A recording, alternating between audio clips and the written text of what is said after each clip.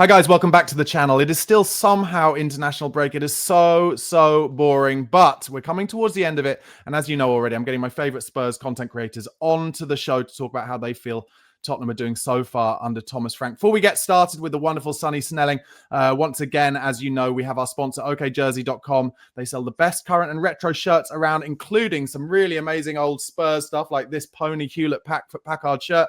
So scan the QR code on the left and use the coupon BARN, B-A-R-N, in the coupon box. That's BARN, short for Barnaby, and you get 8% off. And I will tell you from personal experience, at OKJersey.com, the shirts come up a little bit small. So if you're a large like me, buy an extra large. And if you're a small like Sonny, buy a medium. But welcome to the channel, Sonny. How are you doing, mate? I'm really good, and I'm definitely not a small. I like having my shirts a bit baggier as well, to be fair, especially the retro ones. You look a bit old school, so yeah, they sound good to me. But yeah, really good, thanks. How are you doing? Yes, top man. I mean, what are we? So we're recording this on Tuesday evening. Thankfully, only 4 or 5 days away from the North London derby. Might as well start there. How are you feeling about it in advance? I'm nervous as always. I don't think you can ever go into a North London derby being, assured and confident, even if we were at home. And you look at the guys over the way in Arsenal and just they look, unbeatable at the moment. I know Sunderland held them to a draw, but they still look formidable. Their defence is strong. My only shining light ahead of this game is, I don't know how you think about this, Barnaby, is a lot of people I speak to, mainly neutrals, keep going to me, well, you under Thomas Frank, you're the perfect team to play Arsenal because you're just going to fight fire with fire. And I'm like, yeah, but Arsenal are at a different level of their journey compared to us. We're still finding our feet. We've still got loads of injury problems. So, yeah, it's going to be a strange one. It's going to be a nerve-wracking one, especially, when it's at that 4:30 slot on a Sunday. It's the pinnacle of the weekend, isn't it? But, yeah, I haven't thought about it too much yet because, as you say, we're still in the international break. So my head's still, thinking the weekend is a long way away. Yeah, weirdly, but I think I've got to be honest, and I think this basically happens for everyone where there's a little part of me that thinks, might we do it? Might we somehow out long ball them kind of thing? But the one thing that has given me a bit of extra hope is if that Gabriel groin injury actually keeps him out, that feels to me like a guaranteed goal taken off. Because you know he's going to score from a set piece against us. So we need that to happen. Calafiori was sent home early from international break. We could do with that, although they've got Lewis Skelly, who's a good player. There's some random talk that I keep reading about Lewis Skelly potentially being sold by Arsenal for pure profit. I don't know whether he's kicking up a fuss over a contract he wants or something. But anyway, so they've got options there. But without Gabriel, it could be. But I just think, what have we got realistically? The Yunus Kabul win and the Dele Alli flick over the keeper in the Carabao Cup at the Emirates, and that's it. And they've been in the Emirates 19 years. So I know it's an absolute. It's just so upsetting, especially when you think. The one that always sticks out to me is when we went 2-0 up and lost 5-2, and I was really confident that day we could see it out. And was that when Adebayor got sent off?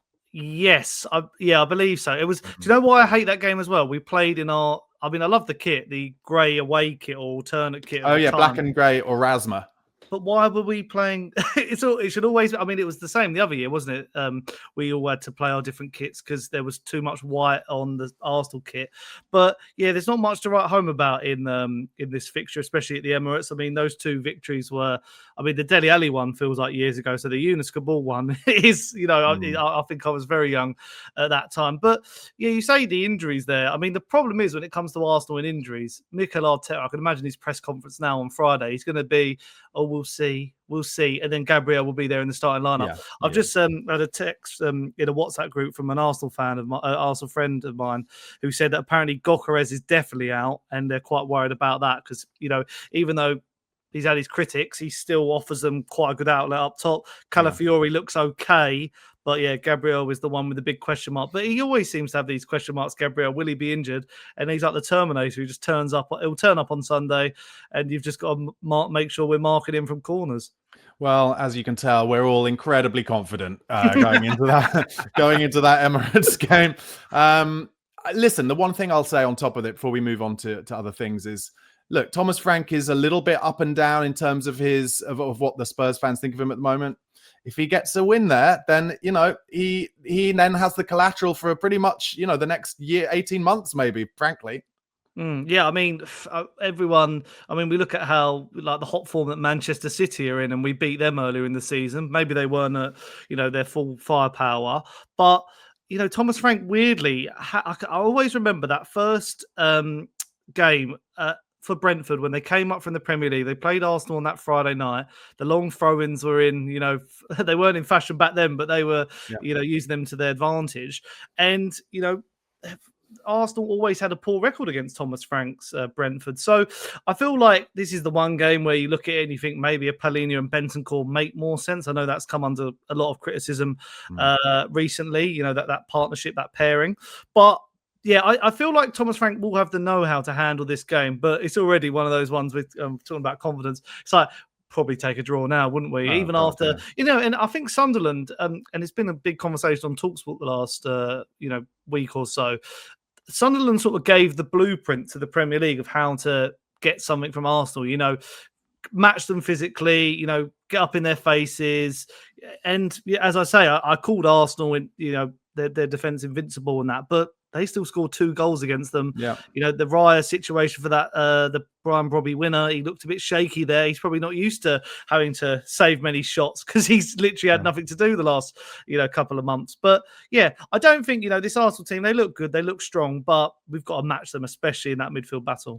Definitely, and Sunderland very smartly only gave away 2 corners in the entire game, which there we go. That's a good way to play against them. Before we go into it, Sonny, just because I forgot to get you to tell them at the beginning, tell the audience where they can find you, your socials and stuff, and also tell them about your TalkSport show as well, which is really, really good.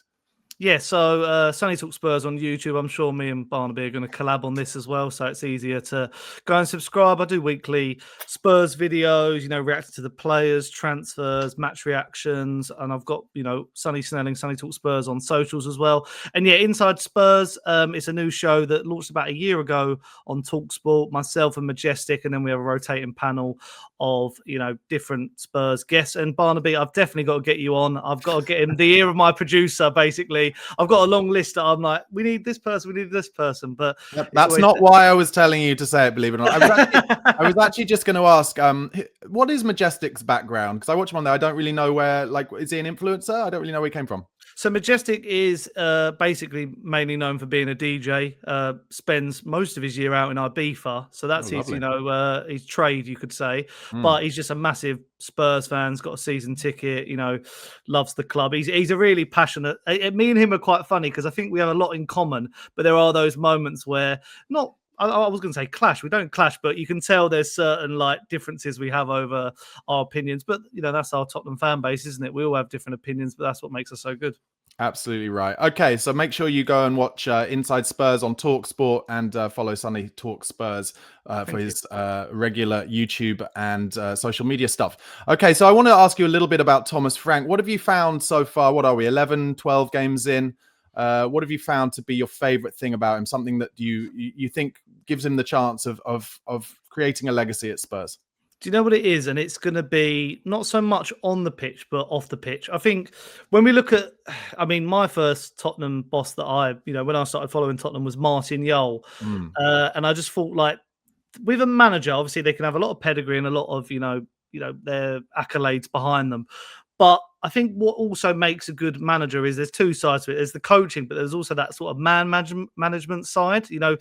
Can they put their arm around someone when they're not at top form, like a striker who's maybe not gone 5 games without scoring a goal? Can they improve individuals on and off the pitch? And I look at Barnaby, I don't need to tell you, but and the people watching, how many different managers we've had personality wise. And you've just got to look over the last couple of years. Conte, Mourinho, these sort of massive personalities. And, as I say, they had the accolades behind them. But there was always those moments, you can always tell by a Spurs manager when you're watching the press conferences, when you're watching their interviews and the way they talk, and there's either excuses or, just a tone of just slowly trying to throw the club under the bus, the players under the bus. I doubt we will see this from, it's a bold claim, I doubt we will see this from Thomas Frank. He's just so well media trained, and I feel like this will be really good because he's at a club now And he's had, he's facing pressure at the moment. People saying, is it too big of a step up? Is he giving teams too much respect? This isn't little old Brentford anymore. So I feel like the way he addresses the media and comes across, I think it's just fantastic.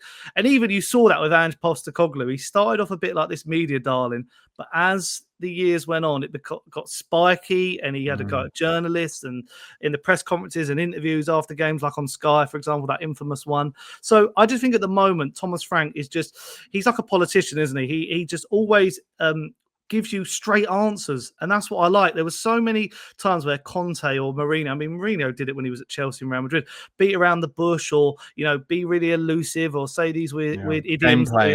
Exactly. Yeah. Whereas with Thomas Frank, he'll either, I always say this, and I've said this the last couple of defeats at home, which I know is a massive issue at the moment, but he will be the one looking at it now going, like, he will learn a lot from those defeats and go to the drawing board and basically say, this isn't my team. And at the moment, it's not even a Thomas Frank team. He's fixed that defence, which I think was an absolutely, that was a hard enough job in itself, but he will still be looking at it, throughout this whole international break, for example, and going, yeah, this is, I've still got so many issues. And this is a guy who is known for having some of the best attackers we've seen in the recent couple of years, Mbuemo, Ollie Watkins, Said Benrahma, Ivan Toney. So this guy can get a tune out of attackers, and he's now got to do that at Spurs. And I just think at the end of the day, if there's anyone in the Spurs fan base who is a bit unsure of him at the moment, just give him a chance. I feel like, we did give Ange 2 years, and towards the end of his tenure, I did get a bit fed up with what I was seeing. It's just at the moment it goes from one extreme to the next. It's like last year we were annoyed at being too open, and this year we're now saying it's a bit boring. So it's just a bit of a it's really confusing. But yeah, in a over convoluted way, that's my answer to that question. No, it's great. And there's been a lot of reports over the last kind of 24, 36 hours about this release clause for Antoine Semenyo, 60 million plus 5, I think it is. For the release clause is doable the first 2 weeks of the January window. Some reports suggest it's only for 3 clubs. Nobody knows which clubs they are, but you would assume it would be Arsenal, Liverpool, Man City if that was the case. But for me, I think he should be top of Spurs' list. And I also look at it and say, if there's one bigger club he can go to in the Premier League where he's guaranteed to start every game, it would be Spurs. For me, why would he go to Man City when Doku's there?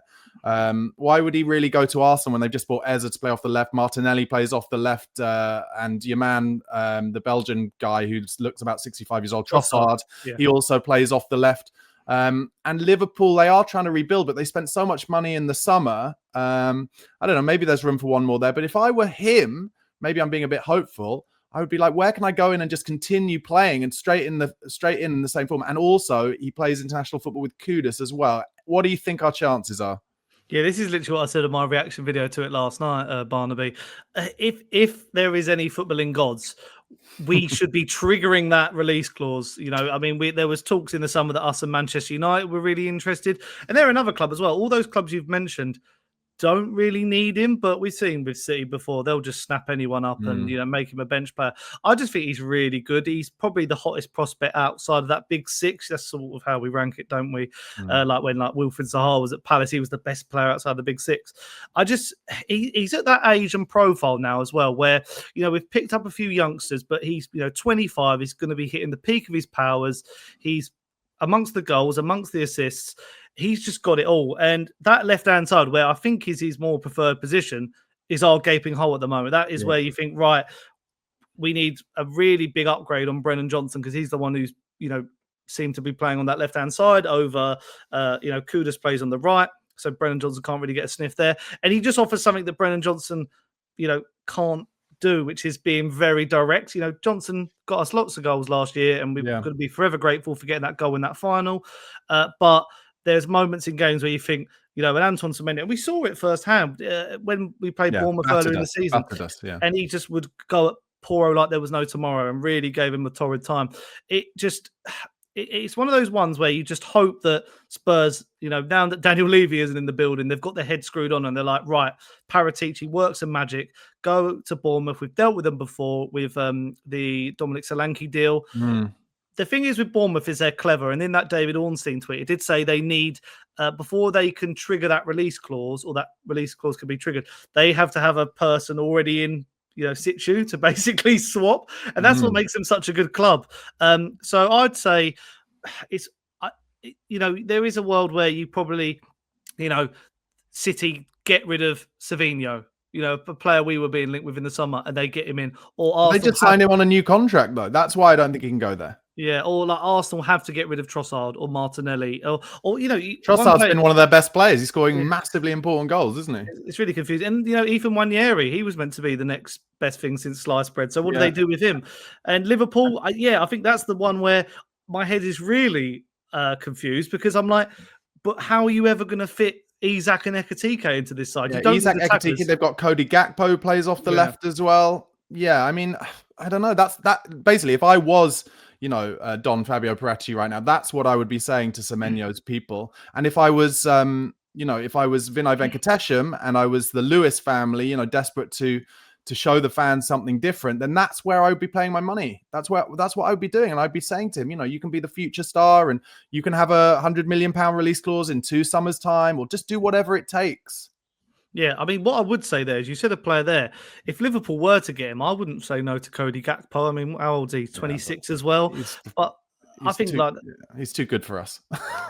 He's not. Nobody's going to go from Liverpool to Spurs at this point. I'm afraid. Yeah, I'm sorry. That's quite ambitious from me, and I'm quite I like to think I'm a glass half empty sometimes. No, I'd love him. I mean, frankly, I don't think Ekitiki's getting enough games. We should have bought him in the first place. Yeah, it's just, especially with that attack and how our attack is at the moment, we need sort of all the firepower we can get, because I think our striker position is an issue. And, Xavi Simons, I think he's been okay. I wouldn't say he's been awful, but he's had bright sparks, but he still needs to, he's going to take time. He's going to take time. And, no Maddison, no Kulusevski. Son's obviously left. The first season without Kane and Son in the Spurs team for, 10 plus years.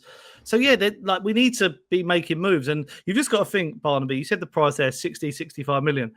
That money is probably still technically left over, because we were going to go in to the summer. There was talk of it was going to be Xavi Simons or Eze and one other. And we never got that one other because Savinho didn't happen. So it does make you think, I'd like to hope that Spurs are working on something. But if you're Vinay Venkatesham, right? You've got to think he's going to want to go to one of those 3 other clubs over us. So what he's got to do is go to Bournemouth now and say, we'll give you 75 now if you let us do the deal now and take him in January. Just do it.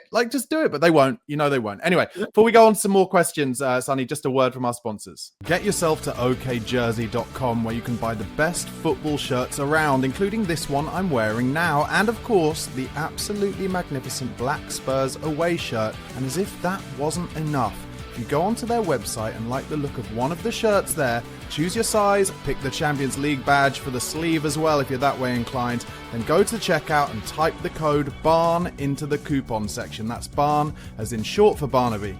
And when you do, you'll get a whopping 8% off your purchase. Now, I'm no mathematician, but 8% means if you've spent, say, and let's face it, I'm being optimistic here, 100 quid, then you get £8 off, not to be sniffed at. Get yourself to okjersey.com to pick one up, or if you're too lazy to type in the website, just scan the QR code that's on the left of me throughout this video. Enjoy.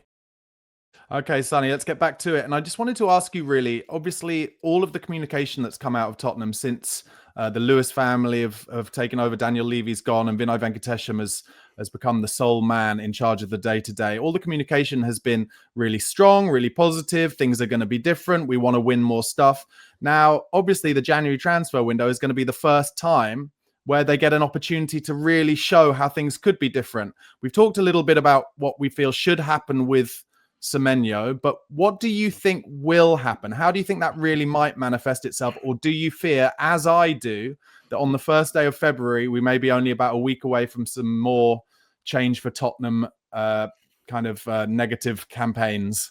I mean, something popped into my head actually when you were talking about the Semenyo thing and why we can't compete with some of those clubs. And this is the thing that needs to change. It's the wages, first of all. The way you attract someone like Semenyo, to a club like Tottenham is giving them the wages that they deserve. And we really have to overhaul that whole, system now, because there was a time last year when Timo Werner was our second or third highest earner, and I don't know how that was even a thing.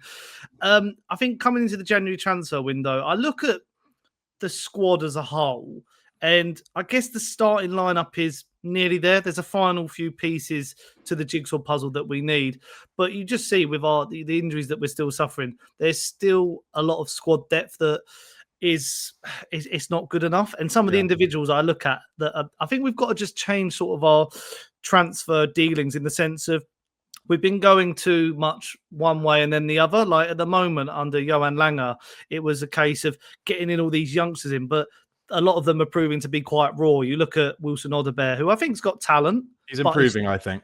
Yeah, but he hasn't got that sort of killer instinct in front of goal, and hopefully with game time that will come. Matisse Tell again looks like a good prospect. Has scored a couple of goals here and there, but again, can you rely on him to lead the line for Spurs? In the years to come, the jury's out on that. So there are moments where you look at the Spurs bench and you go, right, who's going to come on now and make it happen? Who is the player who's going to make the difference? And what you're saying is you're missing Timo Werner, isn't it? That's what you're saying. Yeah, we're missing the 300k a week to pay for him. So there are moments where I'm just thinking, like, right, the squad still isn't at its perfect place. I still think we need left back cover for Destiny Udogie. Definitely. His injury record is a worry sometimes. I don't think Jed Spence is as comfortable on that left-hand side. We've seen that in the last couple of weeks. I think, centre-back, we could probably do with another centre-back, depending on, is Radu Dragoson's future up in the air. Again, the injury record, I always come back to it. The injury record of Mickey van der Ven and Christian Romero is a worry sometimes. They've been all right so far, touch wood. But yeah, there's still a few areas where you think, right, this isn't the finalised squad. And I'm actually happy about, and I did a video on it, sort of around this topic that you've brought up about Tottenham's future. And a big part of that is going to be the co-sporting directors of Johan Langer and Fabio Paratici. And I think their expertise of different fields is like the perfect combo. And I think the fact that is already, that's now their roles. That was a similar thing to what Thomas Frank had at Brentford, two sporting directors there as well, who dealt with different. You can see that Spurs are laying some foundations to operate like a proper football club. We don't just have the state-of-the-art stadium. We don't just have the state-of-the-art training ground. We're actually trying to operate like we're actually trying to be, try and make it with the big boys and not just, make up the numbers. So, yeah, I think there's still those positions. The problem is, it's like, you say about strikers, it's not many strikers on the market. The market's very scarce at the moment. That's my one worry of where are Spurs actually gonna, pluck these players out? Is it going to be an unknown entity from the Danish league, or are we actually going to go and slap down 70 million for Antoine Semenyo? But if they find the players they want, do you have an instinct that we will actually see anything different in the window to what we're so used to? I like to think we're going to be better negotiators without Daniel Levy. Now, Yeah, nice point. Say what you want about Daniel Levy. He did good, he did bad. The infrastructure he's left us in is really good. And, with PSR and FFP, it's really good. But now, funny enough, I bring up salary. There's this rumored, salary cap law that might be coming in, which is, I need to read up a bit more on that, but that could be quite interesting for certain sides. But I think now we just need to, I've been sick of over the years of us going into deals and not paying that extra 5 million or not offering the wages. And I'd just like to think now, with hopefully the Lewis family having more of a say, and Vinay Venkatesan and the new board, that they'll actually look at these deals and go, right, this is what we need to do to close the gap. Off the pitch, it's great having all these, NFL games and concerts, but you need to. Sadly, in football, you need to put your money where your mouth is. And, that's the only way you're going to compete at the top level. And, money is a big part of that. Well, I think that's a really good point you made, which is actually if we can if in the short term, we can be more approachable in the boardroom. It feels like by the end, Daniel Levy had become basically everybody's nemesis. And so if we can be a bit more approachable in the boardroom, then maybe the likes of, I hate to say it, some people won't like this, but maybe the likes of Arsenal and Chelsea will buy and sell from us, where that's never happened before. Maybe more likely Chelsea. But if you think about how much down the years Arsenal and Chelsea have bought and sold off each other, and it's almost like Tottenham are persona non grata, and it doesn't make any sense It doesn't make any sense other than, Daniel Levy obviously feared the fans' reaction or whatever, but I don't think we've had a Chelsea player since Carlo Cudicini, have we? And I don't even know, did Cudicini count? Because was that a free? He was maybe on a free. Had Ida Johnson been somewhere since Chelsea when he came to Spurs? I actually know. I think the last player was abroad, hadn't he? I think it was Gus Poyet. I think Gus Poyet was the last technical transfer between both clubs. Look at West Ham. West Ham before Mohamed Kudus this summer, it was Scotty Parker, and that was 2011. Yeah. I think the famous quote that always sticks out to me is when we sold Carl Walker to Manchester City. And don't get me wrong, Levy got a really good deal. 50 million for a right back then was quite surprising. Huge, yeah. Now it's like, a given. But I think the quote from, I don't know if it was one of their sporting directors, can't remember the exact name, but he said it was like pee in blood. It was that painful to deal with Daniel Levy because he literally got every last pound coin out of Manchester City. So, hopefully I'd like to think, but the problem is, I think Vinay Venkateshan, my one worry is Vinay Venkateshan at Arsenal, he was quite, shrewd with money. He was quite clever. So my one worry is he's still going to keep over the purse strings. Not as much as Levy, hopefully, because I'd like to think, even though some Arsenal fans do criticise Vinay for his time at the Gunners, he did start that era of gutting out that old Emery Wenger team, getting rid of the Mustafis and the Kolasinac's and all those sort of types. And then bringing in this new era, working with Edu, and look at where they are now. I don't like to compliment them, but look. No. Okay, well, I agree. Let's hope that Vinay is more fun to deal with for other board people. Okay, just one last question for you, Sonny. Thanks so much for coming on. Really enjoyed this chat. Where do you think Tottenham are going to finish in the competitions they remain in? So Premier League, Champions League, and FA Cup. I'll go with Champions League first because I feel like that's the easiest one. Still undefeated at the time of recording. I think we'll get to the knockouts. I feel like all we've got to do really is top 24. You need to get into the knockouts. Yeah, I think just win the rest of our home games and get hopefully a draw against Dortmund or a win and then a draw against PSG. Being optimistic, and you get through. So I'd like to say the knockout rounds for that. What's that? Just round of 16. Round of 16. You don't think we'll go further than the round of 16? Because we could easily get drawn against a Real Madrid or somebody who actually Real Madrid are doing okay, I think, but some kind of fall. If you remember PSG last year, who went on to win it, they only snuck into the last 24, so you can end up with a horror draw. It's a weird. It's such a. I like it though. I do like it, but I think the round of 16 I'll go with because I feel like as well because it's Frank's first year. He's still learning how to manage 3 games a week, which and even his record in the cups for Brentford wasn't amazing. But it was a different sort of squad and team back then. Then for the FA Cup, I mean at this stage it's hard to know the draw, but I'm going to say we're going to win it. I'm just going to put my down because if this clip in a couple of weeks, goes viral, then I've said it, and I so we'll go with win. He's going to win that Premier League. Now my prediction at the beginning of the season was very wishy-washy. I said between 6th and 8th, which is that is quite a big scope. And again, if we get if the the English teams in Europe do this well this year, 5th could be that Champions League spot. So I'm going to go with I still think this squad is good enough. I think Frank's a good enough manager. I still think those middling teams, United, Villa, I still don't think they don't look like they've got enough as well. Yeah. They still, there's question marks over some of them. So I'm going to go with, I'll go with 7th. I feel like 7th would be a really good, successful season. I mean, with the FA Cup as well. Do you think most of the fans would be happy with 7th? I mean, I feel like I know we won the Europa League last year, Barnaby, but we did finish 17th with 22 losses in the Premier League. And if we're just, I know a lot of fans say we finished 7th and didn't win anything. People will go, well, that's less successful than the year before. But we're in a new sort of era now where we've got to build up again, and then hopefully winning cups will then become more of a continued thing because we've got a good foundation in place. Okay, completely. I completely agree with your initial 6th to 8th.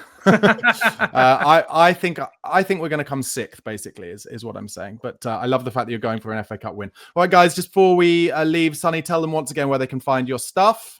Yeah, SonnyTalksSpurs on most of my platforms. What's it? TikTok, YouTube, Twitter, Sonny Snelling as well as my Instagram. But yeah, trying to do as much content as I can. But the Christmas period, as you know, Barnaby, is going to be quite hectic, I can imagine. Yes, it should be hectic. Guys, thank you so much for watching. Do give this video a like and press subscribe if you're not already subscribed for daily Tottenham news and more transfer rumours as we get closer to that window opening. And with just a few days left until the North London derby, enjoy the rest of your week off. Come on, you Spurs. Get yourself to okjersey.com where you can buy the best football shirts around, including this one I'm wearing now. And of course, the absolutely magnificent black Spurs away shirt. And as if that wasn't enough, you go onto their website and like the look of one of the shirts there, choose your size, pick the Champions League badge for the sleeve as well if you're that way inclined, then go to checkout and type the code BARN into the coupon section. That's BARN as in short for Barnaby. And when you do, you'll get a whopping 8% off your purchase. Now, I'm no mathematician, but 8% means if you've spent, say, and let's face it, I'm being optimistic here, 100 quid, then you get £8 off, not to be sniffed at. Get yourself to okjersey.com to pick one up, or if you're too lazy to type in the website, just scan the QR code that's on the left of me throughout this video.